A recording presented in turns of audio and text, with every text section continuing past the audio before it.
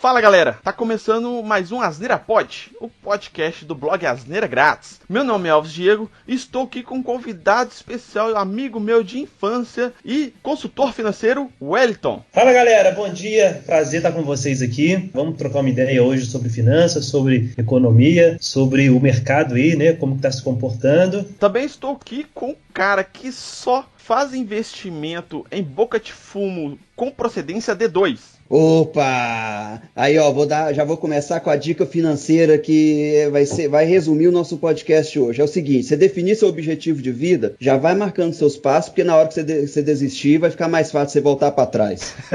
Daqui para frente, só para trás, né? Já sabe pra onde que vai, né? Já sabe pra onde que vai. Então fala assim, peraí, não, deu merda demais. Dá pra voltar ali, ó, já marquei, tá de boa. Hoje o papo vai ser exatamente sobre isso. A gente vai falar um pouquinho aqui. Todo mundo aqui é pobre, né? Eu e o Wellington, a gente morava na mesma rua, numa favela e tal. E o D2 foi criado nas ruas por cachorros, né? Eu fui criado no circo. No circo. Então, tipo assim, aqui a gente vai falar sobre a vida financeira dos pobres, né? Da quebrada. Então, vamos lá falar um pouquinho sobre isso.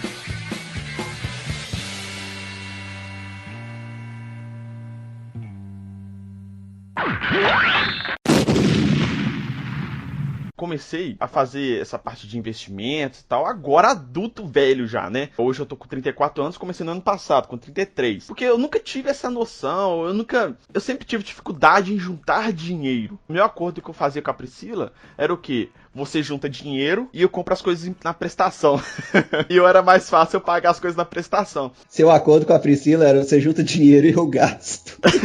Não, porque às vezes, por exemplo, a gente vai juntar dinheiro pra trocar de carro. Ela juntava o dinheiro, só que, tipo assim, tinha outras coisas que a gente ia comprar dentro de casa. Sei lá, a gente tinha que comprar, sei lá, um forno. Um eletrodoméstico. Isso, entendeu? Comprar uma cama pro quarto do Pedro. Alguma coisa de utilidade geral nossa aqui de casa. Aí eu pagava no meu cartão, que eu acho mais fácil, eu achava, né? Mais fácil pagar as prestações ali do que juntar dinheiro. Eu sempre tive essa dificuldade. O Wellington lembra disso quando a gente começou a trabalhar com 16 anos. A gente era office boy na FMG. A gente gastava dinheiro em shows de rock e comia à vontade, basicamente. E cerveja pra afogar as mágoas, né? Não, muito, né, cara? Puta merda. Mas, tipo assim, eu sempre tive essa dificuldade. Então, acabou que a gente eu conversando com o D2, conversando com o Manuel, que trabalha comigo hoje lá. Aí eu comecei a mudar esse pensamento. No ano passado eu tive uma graninha a mais. Aí eu comecei a investir. Aí uma parte desse dinheiro eu investi e a outra eu guardei. Uma reserva ali, né? Um backup se eu precisar de alguma coisa e tal. Ao longo desse tempo, desse um ano que eu tô investindo, fez um ano, no ano passado, os meus investimentos. E eu pensei, falei, caralho, velho, eu podia ter começado a investir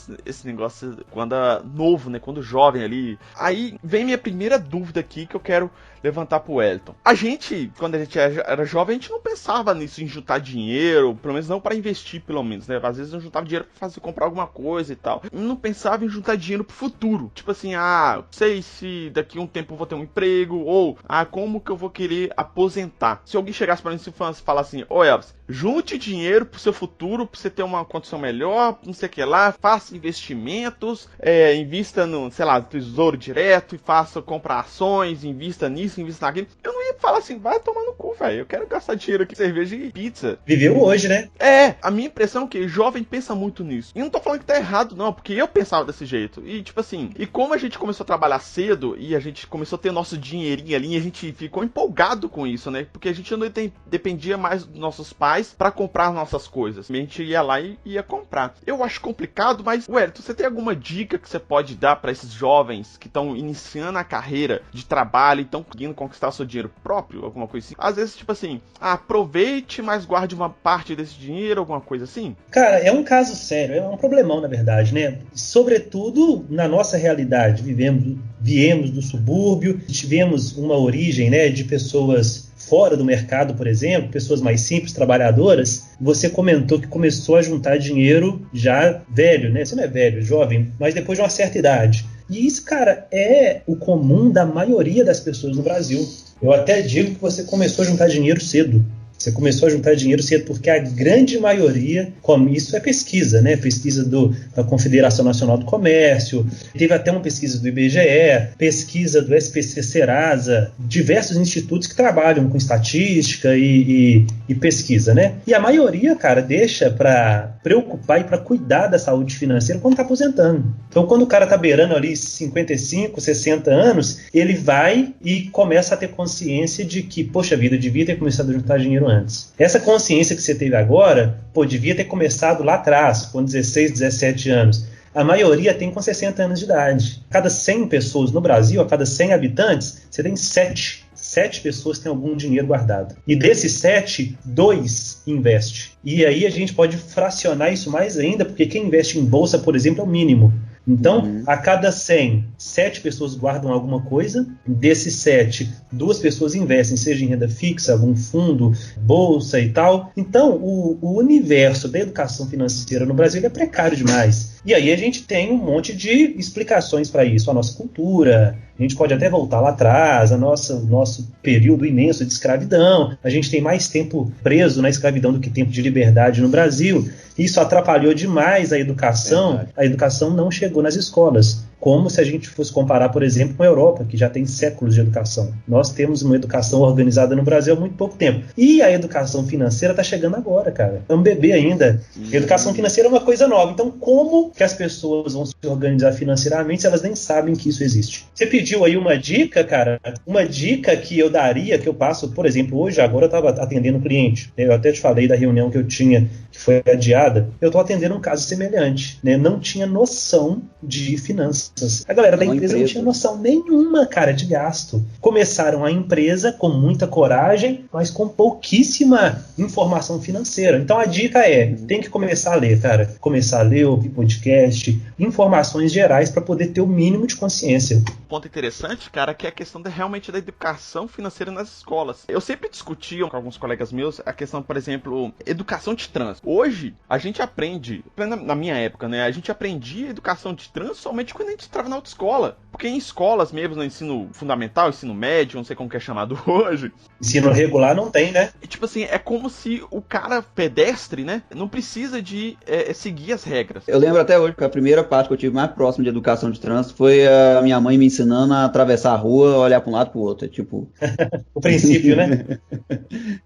Mas a gente aprende isso com os pais porque os pais, ele tem a noção de perigo, né? A criança não tem. Então, por isso que ele ensina a fazer isso, entendeu? Mas não é uma questão de educação de trânsito que eles tiveram. Assim como a educação financeira. Igual você falou. Hoje a gente tá vendo isso muito mais fácil porque tem N fontes que você pode buscar as informações. Só que, tipo assim, é uma coisa tão básica. Várias escolas de países de primeiro mundo que já ensinam isso há anos. E a gente tá começando a ver isso agora. A engatinhar mesmo, né? A criar uma geração de investidores por agora, no caso. Não é nem questão nem de investidores, o D2. É realmente uma questão, tipo assim, da criança ter uma noção, igual a gente não tinha, por exemplo. De conscientização, né, cara?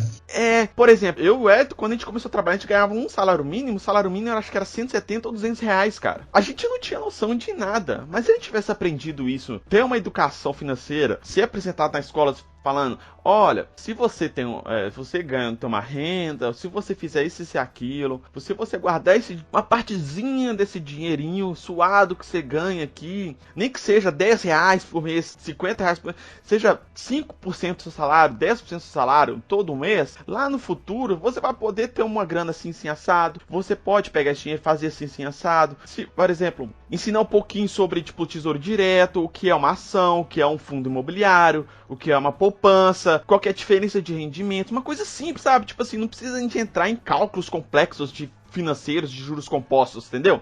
É só básico, entendeu? Ter uma educação financeira não quer dizer que a gente tem que ensinar toda a estrutura, toda a história financeira do mundo, explicar isso, mostrar cálculo, mostrar... Não, cara, é o básico. Cara, se você juntar dinheiro assim, sem assado, se você fizer uma previdência privada, quais as vantagens disso? Fazer com que a pessoa tenha uma curiosidade sobre o assunto, entendeu? Gerar o desejo, né, cara? Exatamente, entendeu? Gerar o desejo da pessoa estudar.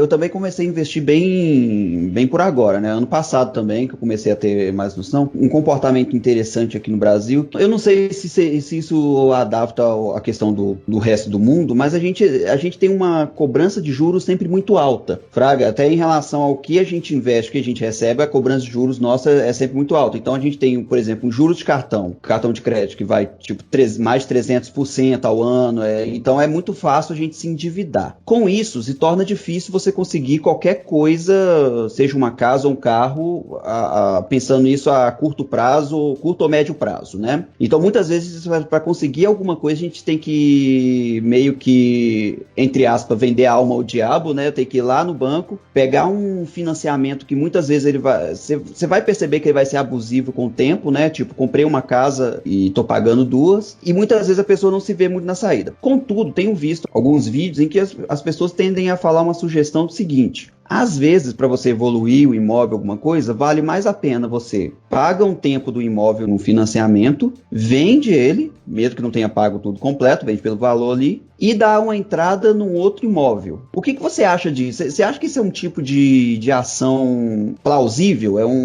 Tem alguma justificativa? Esse cenário que o D2 falou é exatamente o que eu queria fazer com o meu apartamento. Ainda estou financiando meu apartamento, eu queria vender ele, quitar esse resto, e com o dinheiro que sobrasse eu daria entrada em outro. Aí é isso que ele perguntou, se vale a pena fazer isso ou não. E tem interessante essa dúvida, porque, igual eu falei, é uma coisa que eu queria fazer, que eu tava tentando fazer: vender o meu, pagar, quitar o restante e comprar outro com valor sobrante. Você tá sentindo dificuldade para fazer essa transição aí? É difícil, não é?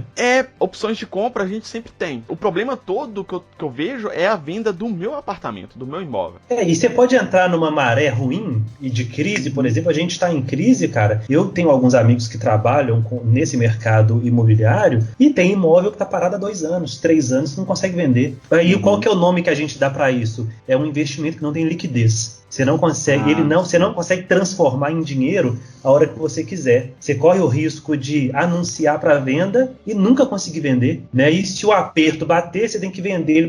Então, tem uma tia que ganha dinheiro com isso. Mas ela parece que ela nasceu com um dom, porque ela compra umas casinhas bem simples, reforma e vende, e ganha lucro em cima disso. Só que ela dedica a vida dela a isso. Para quem tá na correria, no batente, acorda cedo, vai pro serviço, mal tem tempo de resolver as coisas básicas, de pagar a conta e fazer um controle mensal ali, quanto mais ter tempo para negociar um imóvel. Então essa que é a sinuca de bico que acaba endividando muita gente. Mas eu, por exemplo, que eu queria, tipo assim, igual eu falei, a dificuldade de tudo é de vender. Eu conseguiria comprar um outro apartamento agora e pagar as 2 prestações? Apertando o orçamento eu consigo. Só que eu não quero, porque, igual você falou, a gente está em crise. Então qualquer coisinha que acontecer pode impactar. Por exemplo, a empresa optou por diminuir a nossa jornada de trabalho e o nosso salário. Então meu salário caiu bastante. Eu tô conseguindo controlar, porque eu aproveitei essa questão toda, pedi a prorrogação das prestações do meu apartamento. Então, tipo assim, eu tô conseguindo controlar, ainda tá sobrando uma graninha ainda, e tem minha esposa que trabalha também. A gente tá conseguindo contornar isso. Mas, por exemplo, se eu tivesse 2 financiamentos, eu não sei o que eu ia fazer. Apesar que eu ia poder prorrogar os 2, né? Mas mesmo assim, entendeu? Agora, pensa num cenário catastrófico que eu atendo todo dia. O cara tem o financiamento da casa, tem um financiamento do carro, tem um filho pequeno, tem dívida de cartão de crédito, por exemplo, e perdeu o emprego. É desesperador, porque ele tem muita conta para pagar e não tem receita. Aí entra numa estatística triste, cara, que a CNC fez, Confederação Nacional do Comércio, que hoje tem 4.600.000 brasileiros. Cara, isso é maior do que a população de BH inteira, que tem dívidas que não conseguem pagar. São chamados de dívidas impagáveis. Você tem mais de 60 milhões de pessoas no Brasil que estão endividadas. A cada 10 pessoas, 7 têm dívida, né? Porque tem esse problema, essa conjuntura toda de falta de educação financeira nas escolas, nas famílias. Falar de dinheiro ainda é um tabu. Então, os números são alarmantes. Você tem mais endividado no Brasil do que a população de muitos países por aí. E desses mais de 60 milhões, tem 4,6 milhões, cara, que são dívidas impagáveis. O que é isso? O cara, baseado na renda dele hoje e na renda familiar, ele não consegue pagar essa dívida em vida. Se ele financiar, se ele dividir a dívida, por exemplo, por 20, 30 anos, ele não consegue pagar. E às vezes ele não vai viver isso tudo, né? Com a expectativa de vida. Então são pessoas que vão partir dessa vida aqui com dívida, vão deixar a dívida para trás. É uma tristeza, porque é como aquele paciente que está em estado terminal, que você não consegue fazer nada com ele. Hoje a gente tem um cenário que parece que tem uma lucratividade, eu não sei se eu estou falando correto, tá? Mas parece que tem uma lucratividade muito grande na dívida de outra pessoa. Cara, como se tem demais. A dívida da outra pessoa tivesse um rendimento muito bom, fraga, com um banco, por exemplo. O D2, isso que você falou, cara, é a realidade do Brasil quando a gente toca no assunto, por exemplo, do porquê que não teve educação financeira na escola. Por quê? Porque tem muita pressão de bancos para isso não acontecer, porque banco lucra em cima de dívida. Imagina um cara que, uma empresa, vamos pegar uma empresa, eu atendo pessoa física e pequenas empresas. Pensa numa empresa que tem um cheque especial de 100 mil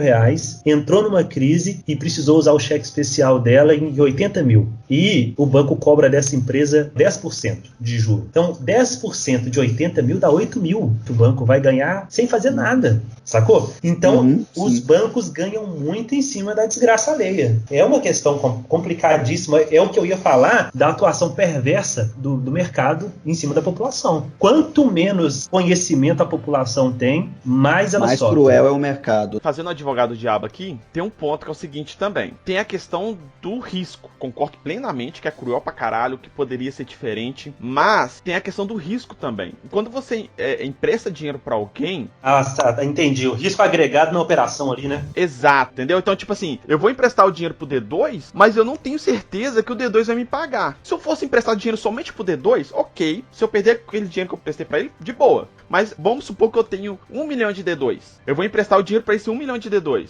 E se a metade desses 500 mil de D2 aí não me pagasse? É um problema que, por exemplo, eu trabalhei na rede bancária 7 para 8 anos. E uma das razões que eu saí, uma das razões que eu pedi demissão, foi que eu não concordava com muita coisa e acabou que passou a não ser a minha filosofia de vida, assim. Eu via muita coisa perversa. Agora, você está falando do risco, isso é um problemão também, porque você tem uma população que oferece um risco muito grande para o mercado de inadimplência, do calote, e quanto maior o risco, maior o juro. Exatamente. O justo paga pelo pecador, porque o cara que é certinho, ele paga um juro alto porque tem muita gente que dá o cano. A questão toda, por exemplo, se a gente tivesse educação financeira desde cedo, você concordaria comigo que iria ter menos pessoas com problemas financeiros, certo? E essas pessoas que teriam problemas financeiros, por causa dessa questão toda da educação, ela não ia ter tanto calote, né? Que ela ia entender a situação dela,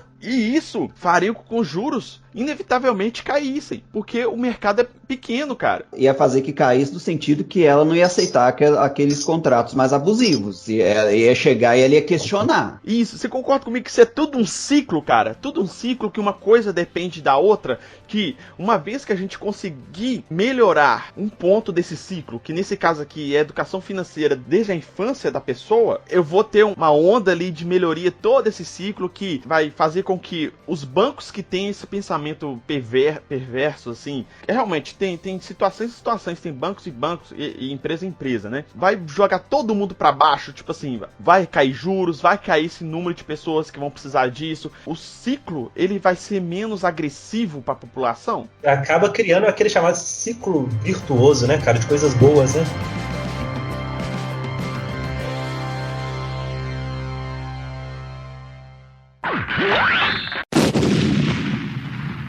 Bom, um outro ponto que eu queria colocar aqui é a questão de família, quando você casa e tem filhos. Quando eu casei, eu tive uma discussão com a Priscila, que é o seguinte, a discussão assim, né, não é briga, mas assim, um alinhamento geral, assim, né. Então, tipo assim, quando a gente falou que ia casar, que a gente comprar os trem, comprar apartamento, comprar isso, comprar aquilo, a gente fez esse alinhamento que ela sabia que eu não sabia juntar dinheiro, que eu não conseguia juntar dinheiro. Então a gente fez todo um alinhamento. Então ela falava assim, então você paga o apartamento, que eu junto dinheiro pra gente reformar o apartamento, pra comprar as coisas, etc. E a gente, desde então, funcionou assim, até hoje, ela junta o dinheiro dela, que na verdade a gente tem um outro alinhamento, que é o quê? O dinheiro dinheiro não é dela ou meu, é nosso. Então qualquer coisa que eu vou comprar aqui, mesmo que seja uma coisa pra mim, por exemplo, comprei um notebook pra mim, a gente conversa, fala assim, eu tô precisando de comprar um notebook, meu notebook não tá aguentando, por causa disso, eu preciso de um notebook novo, melhor, parará. Aí ela fala assim, você consegue pagar um? Consigo, dividido, etc? Consigo. Então beleza, então pode comprar, se não for impactar no nosso orçamento mensal, de boa. E ela vai juntando dinheiro, tanto que um exemplo que o D2 deu de financiamento, de coisas e tal, o carro. Quando a gente comprou um carro zero, o que a gente fez? A gente juntou uma grana, mais ou menos a metade do valor do carro, demos a entrada desse valor e financiamos o resto. Financiamento aqui no Brasil de carro novo, os juros é menor que o de carro usado. Como que a gente foi pagando a parcela? A gente não conseguiu, por causa... O carro foi comprado no nome dela. A gente não conseguiu fazer uma parcela muito alta pro carro, por causa do salário dela. Porém, a gente conseguiria pagar. Então, por exemplo, a gente financiou o carro lá em, 36 vezes. Como que a gente pagava o carro? A gente pagava aquela prestação e a última prestação, que os juros era menor dela. Você pegava uma conta lá pro final, a 36ª prestação, ela deduzia os juros e você pagava uma prestação menor. Então a gente geralmente pagava 2 prestações. E a gente foi fazendo isso em quase um ano. Chegou no final do ano, a gente tinha nosso 13º, férias, etc. A gente juntou tudo e quitou o restante do carro. Então, quando a gente foi botar numa ponta do lápis os juros que eu paguei nesse carro, eu paguei, R$4.000 de juros. E você considera muito ou pouco? Eu considero pouco pra caralho. Por quê? Eu tinha um parâmetro que era o quê? Minha mãe. Minha mãe comprou um carro usado e ela deu, R$1.000 de entrada, sei lá. E o carro, ele custava um pouco mais que a metade do carro novo que eu comprei. Ela pagou, acho que mais que o valor que eu paguei no meu carro novo. Caraca, que isso? E o meu carro era muito mais novo que o dela. Ela já pegou um carro usado, não deu uma entrada boa. O financiamento de carro usado é os juros maior. Então, combinou isso tudo, cara, que a prestação dela era praticamente o valor da prestação do meu carro, que era novo. E quando terminou de pagar, ela não adiantou parcela nem nada. O valor que ela pagou foi maior que o valor que eu paguei no meu carro. É interessante que você fazendo essa análise, eu estou ouvindo os detalhes aqui que você está me contando. Você teve uma oportunidade que a grande maioria das pessoas não tem. Aí o que você fez? Você gastou um pouco, perdeu dinheiro, mas você está distante da maioria que compra carro financiado, de outra forma, e o cara não tem dinheiro. O cara, o que acontece? Ele compra um carro, paga 2, no final ele tem meio. Essa aqui é a conta. Custo de oportunidade, você teve oportunidade, economizou. Se a gente fazer um paralelo com quem não tem essa possibilidade, às vezes o cara não faz conta, ou vai na sorte, ou fala, tem um jargão que fala, se eu não fizer dívida eu não conquisto nada. Isso é uma ruína, isso é uma baita dor de cabeça, porque o cara endivida, é despesa demais, e um dinheiro que ele poderia estar investindo. Mas por que eu cheguei nesse ponto? Eu só consegui conquistar isso tudo porque eu tinha um alinhamento com a minha esposa, com a Priscila, de como a gente ia controlar isso tudo. Por quê? Uma coisa que eu vejo, cara, que gera muito problemas conjugais e causa separação é a vida financeira do casal. Cara, demais. O colega meu, um dos fatores que pesou muito na separação dele, que ele fala comigo, era essa questão financeira, que a esposa dele não ajudava. E o cara teve oportunidades de trabalho, em vez da esposa apoiar e tal, ela saía do emprego dependendo do cara. Isso não pode. Outros casais que eu já vi também, que brigavam e deram problema, separaram, foi muito por causa disso, entendeu? E tem uma pesquisa que vai dizer o seguinte, que problemas financeiros é a segunda maior causa de separação, de divórcio no Brasil, só perde para infidelidade. Depois tem os outros fatores, né? Violência, incompatibilidade com o gosto do casal, mas problemas financeiros é o segundo motivo, e isso é gravíssimo, né, cara? Fora que o camarada perde a mulher e ainda sai com dívida, né? Ainda sai com dívida, porque normalmente uma situação de divórcio é uma coisa que ninguém fala, né? Mas na situação de divórcio você vai fazer uma dívida enorme. Gera custo, processo. Cara. O D2 tem que ficar de olho nisso, porque ele tá batendo na tecla nesses 2 itens que você falou. Infidelidade e gastar dinheiro, porque fica gastando dinheiro dele todo com travesti. Sacanagem.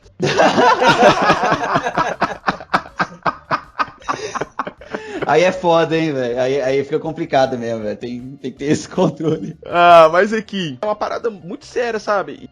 Por exemplo, eu e a Priscila, desde o início, cara, desde que a gente namorava, a gente só vai casar quando a gente formar, quando a gente realmente tiver comprado o nosso apartamento, nossa casa, etc, e já tem uma estrutura, aí sim que a gente vai casar. E foi o que aconteceu. A gente casou depois de ter comprado apartamento, ter conseguido reformar o apartamento antes de mudar. Então, a gente tá conseguindo construir tudo. Por exemplo, a gente teve o Pedro 5 anos depois de ter casado. Olha, bem planejado, né, cara? Foi bem planejado.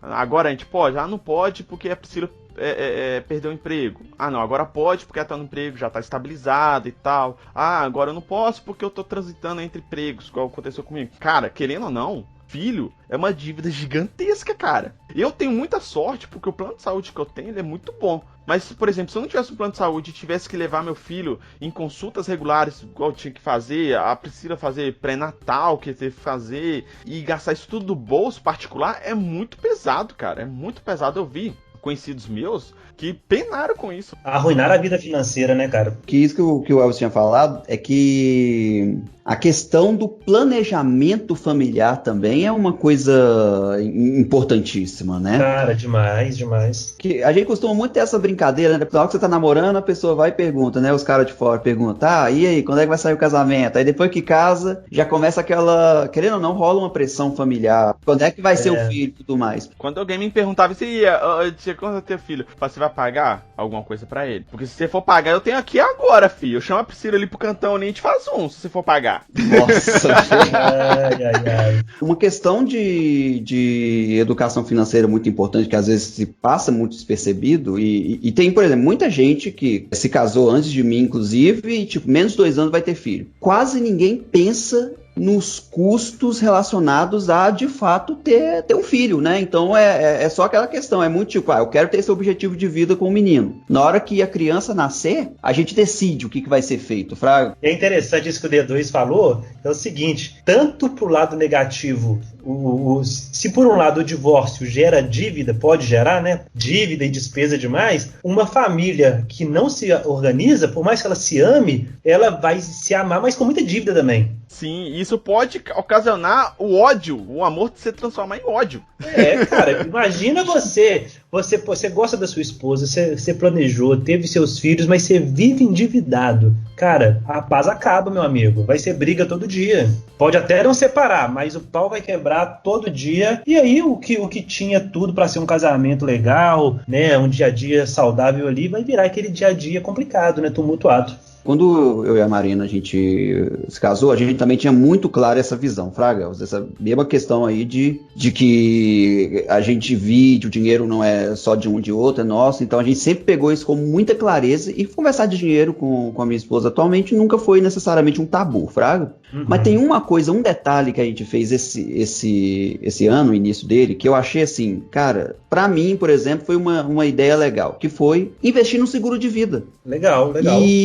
E assim, cara, eu queria saber, né, também, só pra fechar isso assim, com a questão, o seguro de vida oferecia o pacote de, tipo assim, se rolar acidente e tal, aqueles pacotes normais, ele oferecia uma coisa a mais com relação à aposentadoria. A questão da aposentadoria privada numa empresa que vai pegar o seu dinheiro, fazer alguns investimentos, pega uma porcentagem para ela e outra porcentagem vai para você. O que você acha desse tipo de carta de aposentadoria, esse tipo de investimento? Eu digo assim, você acha que é uma coisa que vale a pena? É uma coisa que se você fosse investiria bem? Ou a gente teria outras formas? Tipo, às vezes, sei lá, vale a pena eu investir em bolsa e ficar metendo a minha aposentadoria em bolsa. Entendi. O D2, tem que ver o prospecto desse investimento. O prospecto que eu falo são as regras dele, para ver a rentabilidade, qual que é a forma de tributação que está no contrato, a carência, quem que é o gestor desse fundo, porque é um fundo, né? Que algum banco ou alguma financeira, alguma instituição está gerenciando. Então, saber quem é que está gerenciando esse dinheiro, para ver se é uma empresa que tem um histórico bom. Mas, via de regra, cara, o que você fez é uma coisa que te traz segurança. Seguro de vida, né? A gente tem no Brasil, claro que evoluiu muito, mas um problema de segurança no trabalho. Um acidente todo dia no trabalho. Né? Você tem até aquelas plaquinhas nas empresas. Estamos há 200 dias sem acidente. Eu fui numa mineradora há pouco tempo que tinha lá. Estamos há 70 dias sem acidente. Ou seja, 70 dias atrás alguém teve um acidente. Parece que foi grave. Então, pensa, eu sou professor hoje sou consultor financeiro. A minha atividade profissional, ela me gera pouquíssimo risco. O risco talvez é mais emocional, psicológico do que físico. Agora, pensa no cara que é motoboy, o cara que trabalha na indústria, por exemplo, o cara que se expõe muito. O seguro de vida é fundamental. O cara sofre um acidente, quem que vai amparar ele? Porque na maioria dos casos a gente vê as aposentadorias, o cara, quando aposenta, é um salário mínimo, ou um pouquinho mais. Então o seguro de vida é uma coisa fundamental. Eu não tenho seguro porque a minha rotina eu consegui criar formas mais rentáveis, vamos dizer assim, investindo e assim por diante. Mas o seguro é fundamental e atende muito bem. E seguro, e traz tranquilidade. Eu tenho seguro de vida da empresa e a Priscila já falou algumas vezes que já pensou em me matar para receber ele. Deixar aqui gravado, porque se eu morrer de forma suspeita, é a culpa da Priscila que queria pegar meu seguro de vida, tá, gente? Tem que documentar isso aí.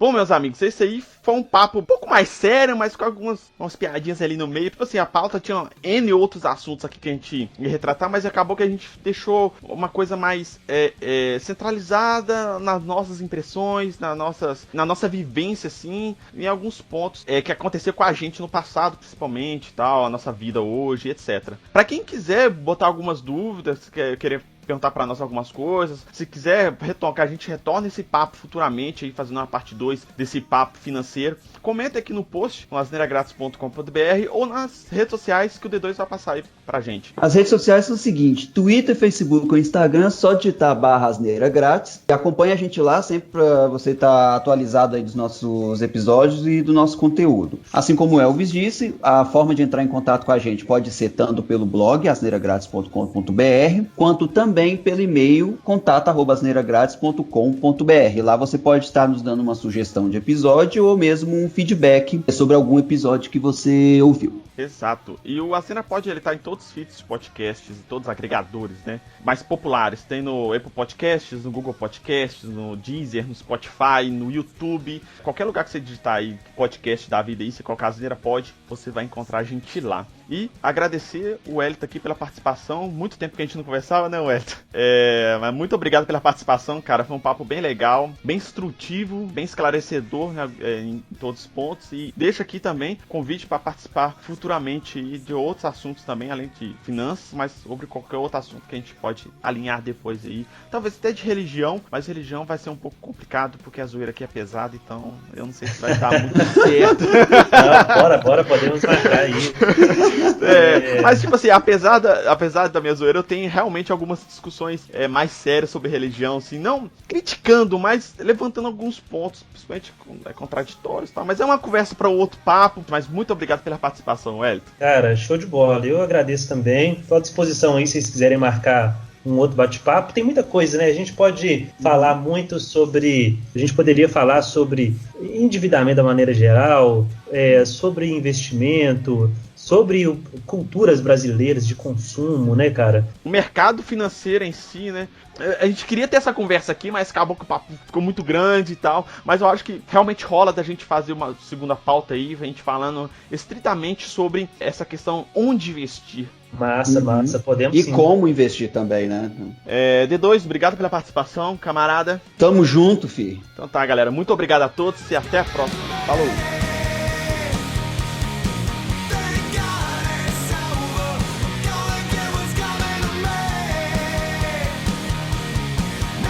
Consultor financeiro, Wellington. Boa! Então tá.